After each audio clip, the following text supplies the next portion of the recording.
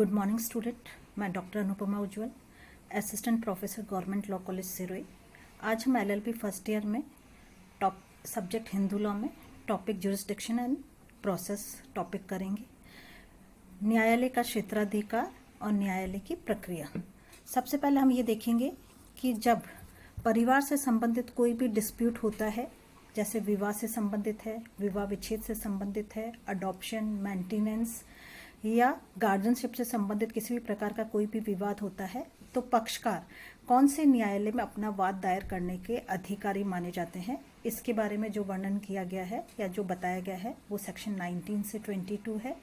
हिंदू विवाह अधिनियम 1955 की धारा 19 से 22 तक इसका उल्लेख किया गया है।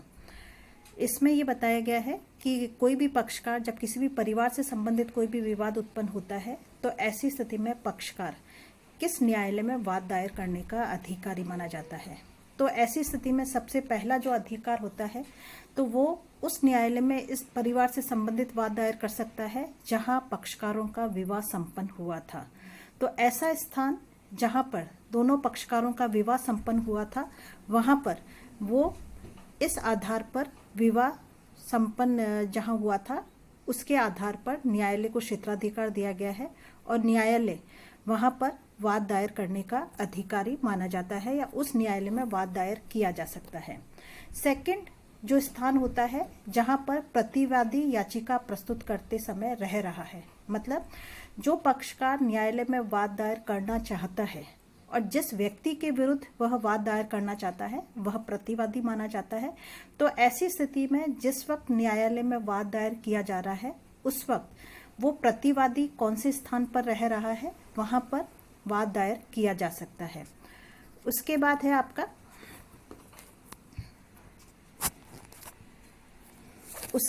आपका कि तीसरा स्थान या तीसरा वह न्यायालय जहां पक्षकार, विवाह के जो दोनों पक्षकार हैं, अंतिम समय जहां पर दोनों साथ रहे थे, उस न्यायालय में भी वाद दायर किया जा सकता है।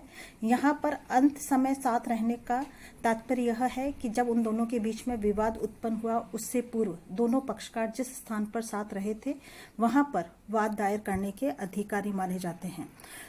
तो ऐसी स्थिति में चाहे पक्षकार 1 हफ्ते रहा है, 1 महीने रहा है, कुछ साल हुआ है, इससे समय के रहने से कोई अंतर नहीं होता है।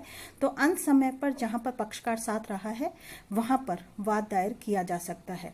और लास्ट जो है, जहां याचिका पेश करते समय याची रह रहा है, तो ऐसी स्थिति में परिवार से संबंधित जब कोई भी विवाद किसी भी न्यायालय में पिटीशन दायर करता है, तो जहां पिटीशनर जहां रह रहा है वहां पर भी वाद दायर किया जा सकता है। परंतु ये उसी परिस्थिति में वाद दायर किया जा सकता है जब प्रतिवादी जो है वह उस सीमा से बाहर है जहां इस अधिनियम के प्रावधान लागू होते हैं।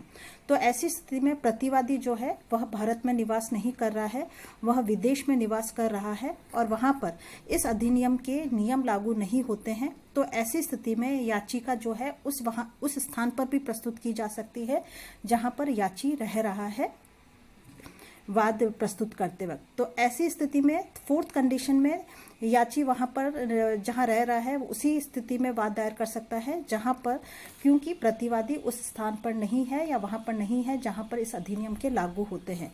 बाकी परिस्थिति में वह वहां पर वाद दायर नहीं कर सकता है।